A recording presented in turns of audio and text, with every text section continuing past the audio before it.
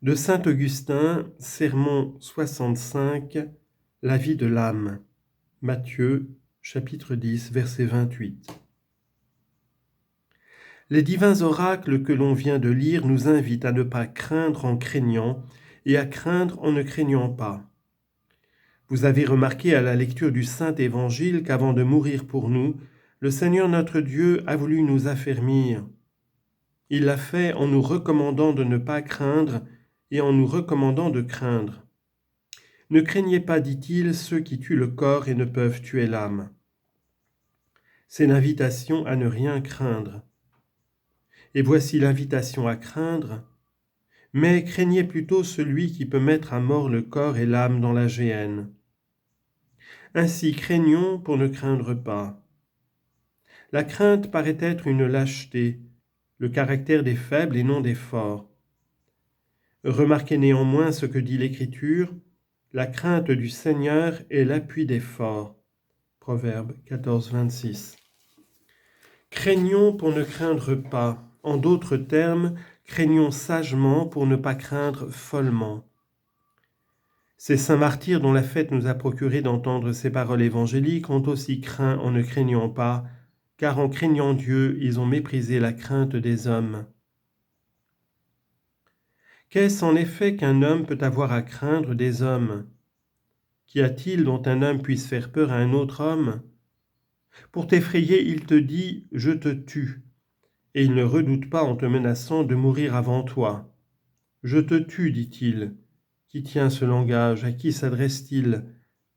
Je vois ici deux hommes. L'un épouvante, l'autre est épouvanté. L'un est puissant, l'autre faible. Mais tous deux sont mortels. Pourquoi donc le premier s'enfle-t-il de ses honneurs et de sa puissance lorsque par son corps il est aussi faible que le second? S'il ne craint pas la mort, qu'il menace de la mort, mais s'il craint le sort dont il menace autrui, qu'il rentre en lui-même et qu'il se compare à qui il fait peur. Qu'il reconnaisse dans celui-ci une situation égale à la sienne et qu'avec lui il implore la miséricorde divine. C'est un homme qui menace un homme, une créature qui veut faire trembler une autre créature, mais l'une s'élève insolemment sous la main de son Créateur et l'autre cherche un asile en son sein. Ce courageux martyr, cet homme debout devant un homme, peut donc dire hardiment « Parce que je le crains, je ne te crains pas ». En vain tu menaces, s'il s'y oppose, tu ne feras rien, tandis que nul n'entrave l'exécution de ses desseins. Lors même d'ailleurs qu'il ne permettrait d'agir, jusqu'où iras-tu? Lors même d'ailleurs qu'il te permettrait d'agir, jusqu'où iras-tu? Jusqu'à tourmenter le corps, mais l'âme est à l'abri de tes coups. Tu ne saurais mettre à mort ce que tu ne vois pas, et tu ne peux effrayer que ce qui est visible comme toi. Nous avons, toi et moi, un Créateur invisible que nous devons craindre ensemble. Il a composé l'homme d'une partie visible et d'une partie invisible. La partie visible est formée de terre et l'invisible est animée par son souffle. Aussi cette nature invisible, cette âme qui a redressé et qui tient debout la partie terrestre, ne redoute rien lorsque tu frappes celle-ci. Tu peux abattre la maison, mais celui qui l'habite, tu brises ses liens, il s'échappe et va se faire couronner dans un autre monde. Pourquoi donc ces menaces impuissantes contre l'âme? Par les mérites de celle contre qui tu ne peux rien, ressuscitera bientôt celui contre qui tu peux quelque chose. Oui, le corps ressuscitera grâce au mérite de l'âme. La demeure sera rendue à celui qui l'habite pour ne plus tomber en ruine, mais pour subsister toujours. Ainsi poursuit le martyr, ainsi pour mon corps lui-même, je ne redoute point tes menaces. Il est en ton pouvoir, mais le Créateur tient compte des cheveux de ma tête. Matthieu 10, 30. Comment craindre pour mon corps quand je ne puis perdre un seul cheveu? Comment ne prendrait pas soin de ma chair celui qui s'occupe de ce qu'il y a de moindre en elle? Ce corps que tu peux frapper et mettre à mort sera provisoirement réduit en poussière, mais éternellement il sera immortel. Or, À qui appartiendra-t-il? À qui sera rendu pour l'éternelle vie ce corps mis à mort, déchiré et dispersé? À qui sera-t-il rendu? À celui-là même qui n'a point redouté de perdre la vie, en ne craignant point le meurtre de sa chair. On dit, mes frères, que l'âme est immortelle. Elle l'est effectivement sous certains rapports, car elle est un principe de vie dont la présence anime le corps. L'âme, en effet, fait vivre le corps. À ce point de vue, elle ne peut mourir, aussi est-elle immortelle. Et pourquoi ai-je dit, sous un certain rapport, le voici. Il y a une immortalité véritable, une immortalité qui est l'immortalité même. C'est d'elle que parle l'apôtre quand il dit de Dieu, « Seul il possède l'immortalité et habite une lumière inaccessible. Nul homme ne l'a vu ni ne saurait le voir. À lui honneur et gloire dans les siècles des siècles. Amen. » 1 Timothée 6, 16. Or, si Dieu seul possède l'immortalité, l'âme est mortelle assurément. Voilà pourquoi j'ai dit qu'elle est immortelle à sa manière, car elle peut aussi mourir. Que votre charité s'applique à comprendre et il ne restera rien de douteux. J'ose donc assurer que l'âme peut mourir et qu'elle peut être tuée. Oui, elle est immortelle. J'ose dire encore, elle est immortelle et elle peut être tuée.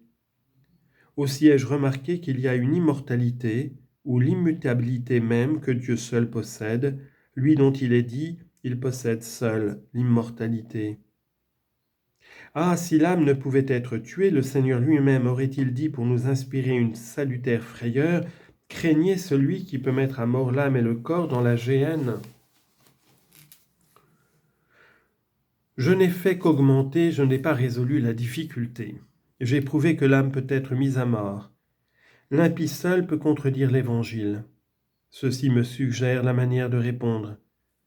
Qu'y a-t-il de contraire à la vie sinon la mort? L'Évangile est la vie. L'impiété et l'infidélité sont la mort de l'âme. Ainsi l'âme peut mourir, toute immortelle qu'elle soit. Et comment est-elle immortelle? Parce qu'il y a en elle une vie qui ne s'éteint pas. Comment meurt-elle? Non pas en cessant d'être une vie, mais en perdant la vie, car si elle est la vie du corps, elle a aussi sa vie. Admire ici l'ordre établi dans la création. L'âme est la vie du corps, et Dieu est la vie de l'âme. Comme le corps a besoin de la présence de sa vie, c'est-à-dire de l'âme pour ne pas mourir, ainsi pour ne mourir pas, l'âme a besoin de l'action de sa vie ou de Dieu. Comment meurt le corps? Quand l'âme le quitte. Oui, lorsque l'âme le quitte, le corps meurt, et ce n'est plus qu'un cadavre. Quels qu'aient été ses charmes, c'est maintenant un objet d'horreur. Il a encore ses membres, ses yeux, ses oreilles, ce sont comme les fenêtres d'une demeure inhabitée, et plaindre un mort, c'est crier en vain aux fenêtres d'une maison où il n'y a plus personne qui puisse entendre. À quel sentiment, à quel retour, à quel souvenir s'abandonne la plainte? À quels excès de douleur ne se laisse-t-elle pas aller? Vous diriez qu'elle se croit entendue et elle parle à un absent. Elle rappelle sa vie, elle relit les témoignages de sa tendresse. C'est toi qui m'as fait ce don, qui m'as rendu tel et tel service, c'est de toi que j'ai reçu telle et telle marque d'amour.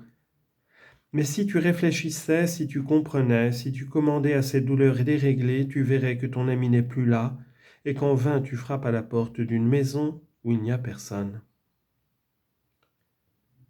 Revenons au sujet que nous traitions. Le corps est mort. Pourquoi? C'est que l'âme ou la vie l'a quitté. Cet autre corps est vivant, mais c'est le corps d'un impie, d'un infidèle, d'un homme qui résiste à la foi et qui se montre de fer quand il s'agit de se corriger. Quoique ce corps soit vivant, l'âme qui le fait vivre est une âme morte. Quelle merveille que cette âme, puisque toute morte qu'elle soit, elle peut encore donner la vie au corps. Quelle merveille, quelle excellence dans cette créature, puisqu'après sa mort, elle peut animer la chair. En effet, l'âme de l'impie, l'âme de l'infidèle, l'âme du débauché et de l'insensible est une âme morte, et toutefois, elle fait vivre le corps. Aussi est-elle en lui, c'est elle qui applique les mains au travail et qui met les pieds en mouvement. Elle ouvre l'œil pour voir et l'oreille pour entendre. Elle juge des saveurs, fuit la peine et cherche le plaisir.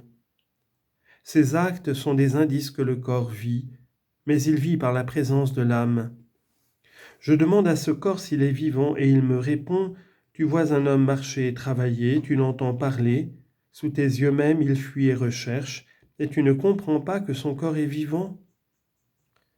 Ces actes inspirés par l'âme qui le meut intérieurement me font donc comprendre que le corps réellement vit.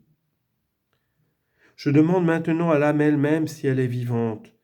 Elle aussi fait des œuvres qui rendent témoignage à sa vie. Ses pieds marchent et je comprends que le corps est vivant et que l'âme est en lui. Mais l'âme elle-même est-elle vivante? Ses pieds marchent, je ne parle que de ce mouvement et je veux connaître par là quelle est la vie du corps et quelle est celle de l'âme.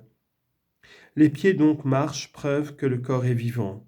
Mais où vont-ils? À un adultère, m'est-il répondu. L'âme est donc morte. L'infaillible Écriture ne dit-elle point la veuve qui vit dans les délices est morte. 1 Timothée 5,6. Vu l'énorme différence des délices à l'adultère, comment pourrait vivre dans l'adultère l'âme qui est morte dans les délices? Elle est morte assurément, et néanmoins, elle n'est pas morte uniquement dans ce cas. J'entends parler quelqu'un.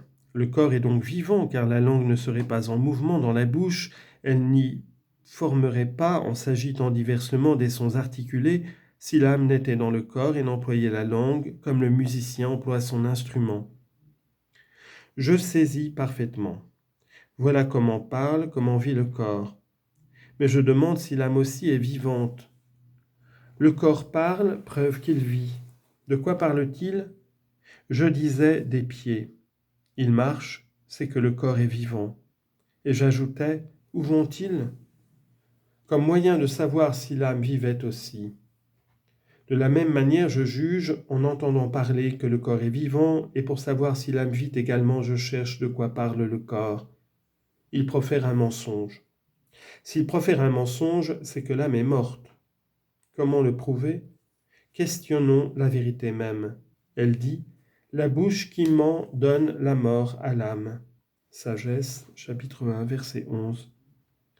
Pourquoi cette âme est-elle morte? Je demandais également tout à l'heure pourquoi le corps était mort, et je répondais, c'est que l'âme ou sa vie l'a quitté. Pourquoi l'âme est-elle morte? Parce que Dieu, qui est sa vie, l'a abandonnée. Après ces courtes explications, sachez, soyez sûrs que, comme le corps est mort quand il est séparé de l'âme, ainsi l'âme est morte lorsqu'elle est séparée de Dieu, et tout homme éloigné de Dieu a sûrement l'âme morte.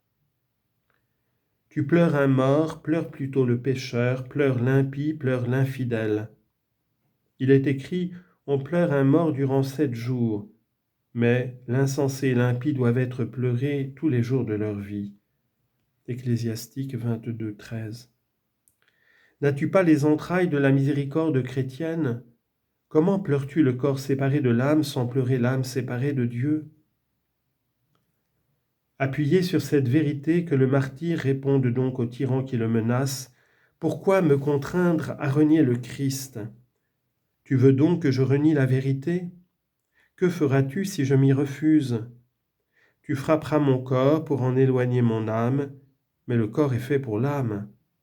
Cette âme n'est ni imprudente ni insensée. Or, en voulant frapper mon corps, prétends-tu me faire craindre tes coups et l'éloignement de mon âme pour me déterminer à la frapper moi-même et à en éloigner mon Dieu?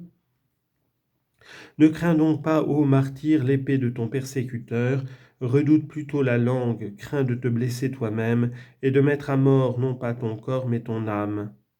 Crains de faire mourir ton âme dans la géhenne du feu. Aussi le Seigneur dit-il qu'il a le pouvoir de mettre à mort le corps et l'âme dans la géhenne du feu. Comment? Est-ce que l'impie jeté dans cette géhenne brûlante, son âme brûlera comme son corps? La mort du corps est le supplice éternel, et la mort de l'âme, la privation de Dieu. Veux-tu savoir en quoi consiste cette mort de l'âme? Entends le prophète. Loin d'ici l'impie, dit-il, qu'il ne voit point la gloire de Dieu. Isaïe 25, 10.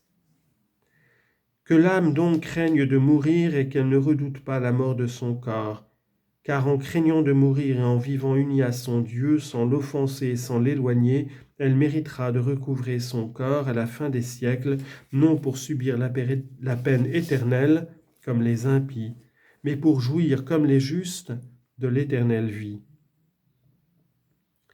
Les martyrs ont craint cette mort et aimé cette vie, et en attendant l'accomplissement des divines promesses, en méprisant les menaces de leurs persécuteurs, ils ont mérité la couronne auprès de Dieu et nous ont laissé ces solennités à célébrer.